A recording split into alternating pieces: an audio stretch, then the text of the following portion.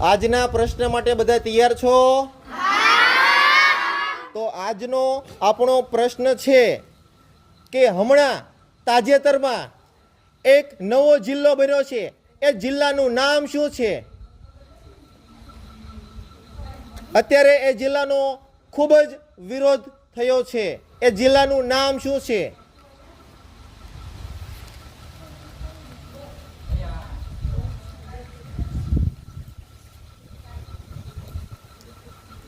બોલો કેવલભાઈ.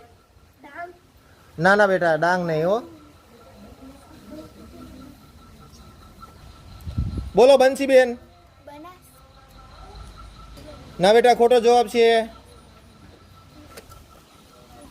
લોકભારતીથી પધારેલા વિદ્યાર્થીઓ પણ જવાબ આપી શકે છે. ઊભા થઈને બોલવાનું. વાવ, થરાદ. Very good, Tharad.